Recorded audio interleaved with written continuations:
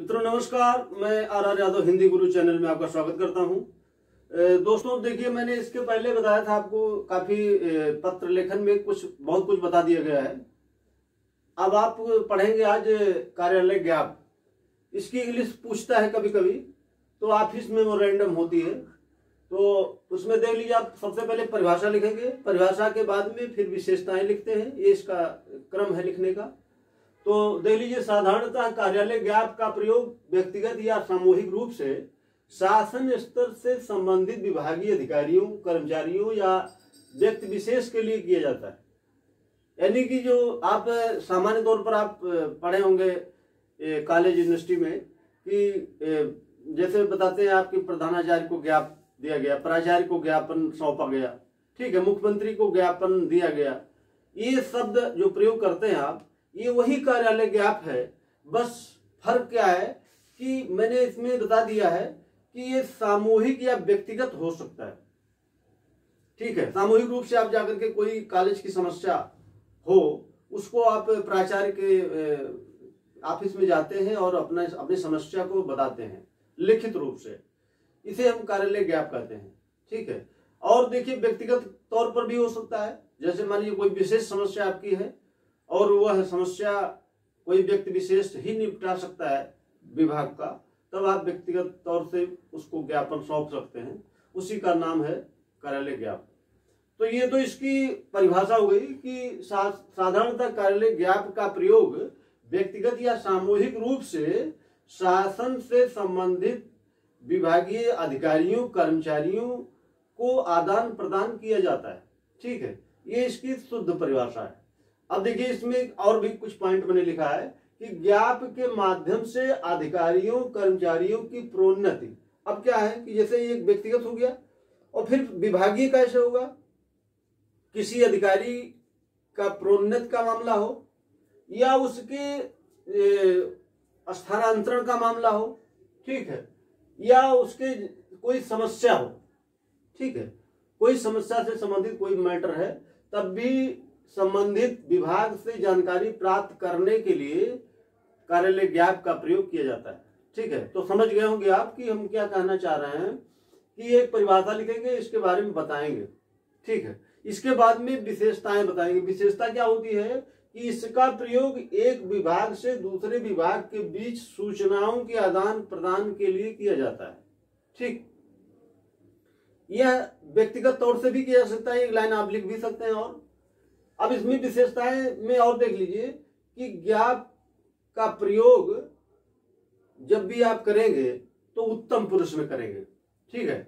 कुल मिलाकर के जब भी कोई बात लिखेंगे तो आप कहेंगे कि मुझे आपसे कहना है या मेरी ये समस्या है, ठीक है, मैं आपका ध्यान इस समस्या पर आकृष्ट करना चाहता हूं, ठीक है। तो आप मुझे ऐसे शब्दों का प्रयोग करेंगे, तो ये क्या है, ठीक है, आप समझ गए होंगे कि हम क्या कह रहे हैं। तो ये उत्तम पुरुष नहीं है, मैं, ठीक है, उत्तम पुरुष होता है। मैं से जितने भी शब्द बनेंगे, क्योंकि आपको पता होगा कि जब हम सर्वनाम पढ़ा रहे थे आपको, तो बताए थे कि जो सर्वनाम होता है वो विकारी शब्द होता है। तो उसमें विकार जब उत्पन्न हुआ तो मुझे, मुझको, ये सब शब्द आ गया। तो ये देख लीजिए, इसमें ज्ञापन में उत्तम पुरुष का प्रयोग किया जाता है। दूसरी बात, इसमें आदर सूचक शब्दों का प्रयोग नहीं किया जाता। जैसे आप इसके पहले पढ़ रहे थे, जो कार्यालय आदेश पढ़ रहे थे, तो कार्यालय आदेश में भी ऐसे है कि इसमें किसी प्रकार के आदर सूचक शब्दों का प्रयोग नहीं करना है, ठीक। बिल्कुल एज इट इज, जैसे कार्यालय आदेश लिखा जाता है ऐसे कार्यालय ज्ञाप भी लिखा जाता है, ठीक है। बस दोनों में अंतर आपको ध्यान में रखना है, कैसे अंतर किया जाता है। इसके बाद में इसकी एक बहुत बड़ी विशेषता है, ये शब्द आप जरूर लिखेंगे, ये बहुत इंपॉर्टेंट है। जैसे मैंने लिखा है, अधो हस्ताक्षरी को यह कहने का निर्देश हुआ है। अधो हस्ताक्षरी का मतलब होता है कि जो आप कोई भी चीज लिखते हैं जिसे साइन किया जाता है, अधो हस्ताक्षरी, यानी कि जिस अधिकारी के पास वो पत्र आप दे रहे हैं वह कोई अधिकारी होगा, तो वो साइन जो करता है, कोई जरूरी नहीं होता है कि वो साइन आप पढ़ सकें, ठीक है, तो उसको बोला जाता है अधो हस्ताक्षरी, ठीक।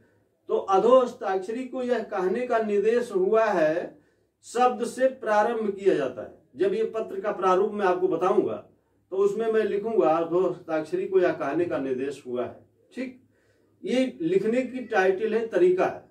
ठीक है, ये नमूना है कि आप कैसे लिखेंगे। तो इसकी विशेषता में ये बात बता देनी है। इसके बाद में ज्ञाप जो आप लिख रहे हैं उसके बाएं तरफ जब आप पत्र समाप्त करते हैं तो बाईं तरफ क्या लिखना है कि उस विभाग का नाम लिखना है, विभाग के बाद पद लिखना है, पद के बाद में उस अधिकारी का जो एड्रेस है, जो पता है, उसे लिखना है। ठीक, बाएं तरफ ये मैंने यहाँ लिख दिया है विशेषता में कि पद और पूरा पता लिखा जाता है। विभाग, पद और पूरा पता लिखा जाएगा। ठीक है, ये जब आप पत्र समाप्त करेंगे तो बाईं तरफ, बाकी दाहिनी तरफ आपको जो लिखना है वो तो हम बताएंगे ही क्या लिखना है। और विशेषता देखिए, यथासंभव संक्षिप्त एवं सरल लिखा जाना चाहिए। ये पत्र कैसा लिखा जाएगा? संक्षिप्त और सरल लिखा जाएगा। ठीक है, तो ये तो बात हो गई कि इसकी परिभाषा, इसकी विशेषताएं क्या है, ऐसे आप लिख देंगे। ठीक है, एक बार दो बार जैसे आप इसको रिवीजन करेंगे तो ये याद हो जाएगा। इसके बाद में अभी आपका बहुत इंपॉर्टेंट जो टॉपिक आने वाला है वो है टिप्पण और प्रतिवेदन, जिसके लिए आपको कोई किताब या कॉपी में कहीं आपको मिलेगा नहीं।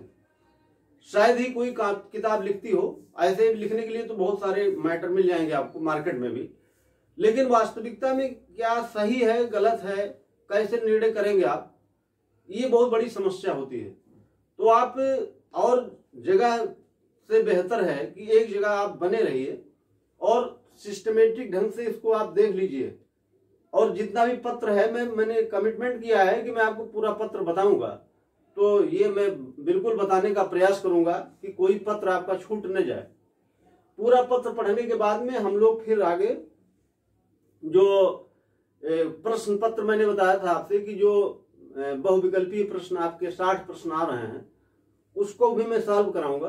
तो आपके लिए ये पेपर बहुत ही सरल हो जाएगा। ठीक है, तो इसके बाद में हम लोग अगला पत्र जब पढ़ेंगे तो टिप्पण और प्रतिवेदन बचा हुआ है अभी पार्ट आपका, उसको पढ़ेंगे और फिर इसके बाद में हम इस पर ऑब्जेक्टिव पर आएंगे। ठीक है मित्रों, बहुत बहुत धन्यवाद आपको।